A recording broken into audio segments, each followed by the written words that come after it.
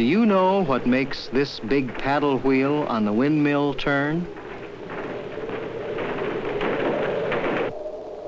Can you tell what makes this wheel turn? As the wheel turns, it moves this water pump. The faster the wheel turns, the more water it pumps. By turning the wheel, the wind does work for us. The wind can do work in other ways. It can push a sailboat across the lake, or lift a kite high into the sky. Yes, the wind can do work for us. But how much work it can do depends on the force with which it blows. What is wind? Although we can't actually see the wind, we can see some of the things it does. Here we can see wind blowing away the smoke as it comes out of the chimney. Wind is air that is moving. What causes air to move? This pinwheel spins like the wheel on a windmill. When air blows against it, the force of the moving air turns the wheel.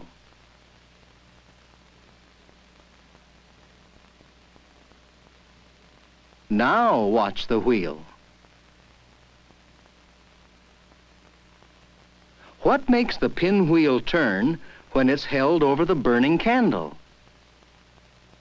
It must be the force of air pushing against the wheel. But where does the moving air come from? Does heat have something to do with it? Instead of a candle, let's try something else that is hot. This time, we'll use an electric hot plate. These electric coils make the air above the hot plate very warm. Now, when we hold our pinwheel over the hot plate, it turns again. If we take it away, it stops turning. This shadow photograph of the hot plate will help us explain why. It actually shows the heated air moving upward. Now, can you tell what makes our pinwheel turn? It turns because the heated air that we have just seen moving up acts just like wind. The heated air moves against the wheel, forcing it to spin round and round. We can see that warm air moves up, while cool air moves down to replace the warm air. In the same way, the air above our Earth behaves like the air above the hot plate. Warm air moves up, and cool air moves down. Now suppose that you could look at our Earth from far out in space. You would see that it was round like a ball, surrounded by a layer of air.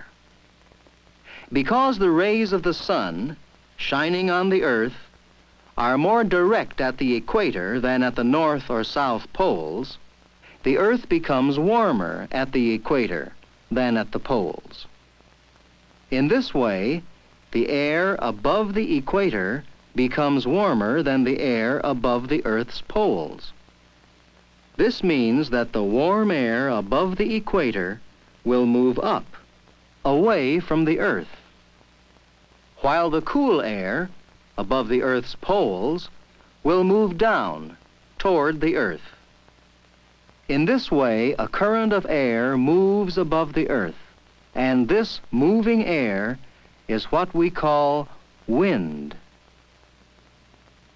This is how the currents of air above the Earth would look if the Earth were not spinning. But remember, Our Earth is spinning in space, and this spinning causes the currents of air to move about something like this. This is why, in certain parts of the world, steady winds blow in the same direction most of the time. Long ago, sailing ships took advantage of these regular winds to carry them across the oceans.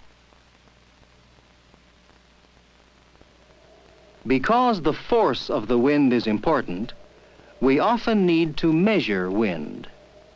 One way we can measure the wind is by observing what it does. A light wind barely moves the flag, but a light wind may increase to a stronger wind. The faster the wind, the more powerful it is. Very strong winds are called gale winds. One type of very strong wind is a hurricane.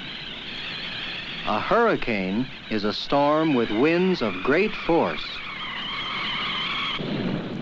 Another kind of wind which is very strong and dangerous is called a tornado. This narrow, whirling funnel of wind can leave a trail of destruction many miles long. Now, do you see how great the force of the wind can be?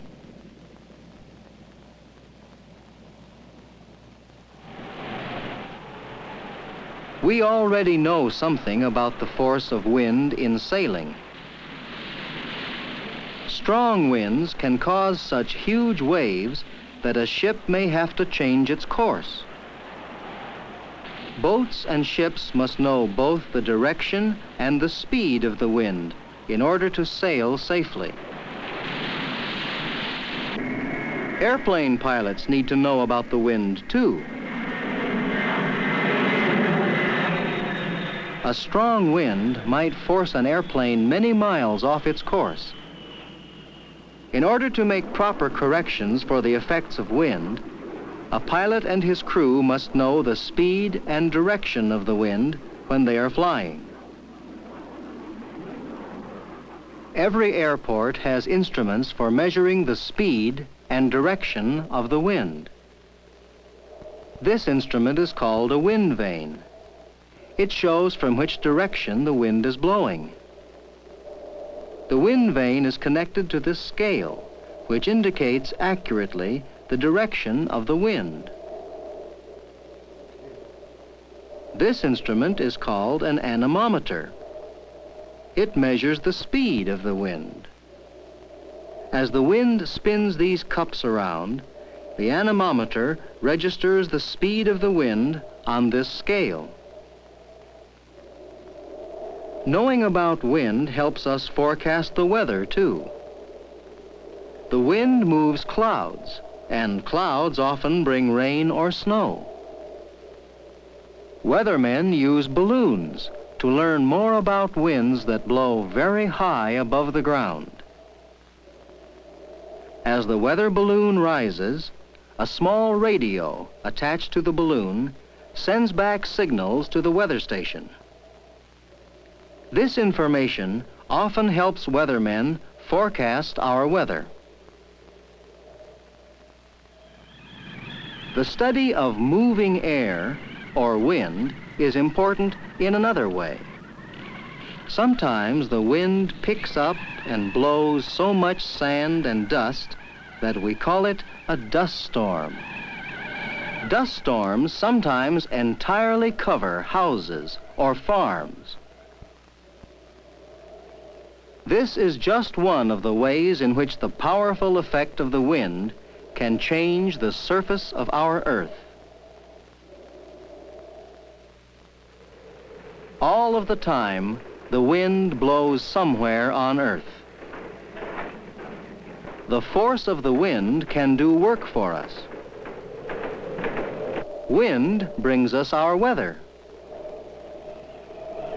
Sometimes it can be dangerous, but most of the time it blows gently and refreshingly, bending the branches of trees. or just helping us have fun.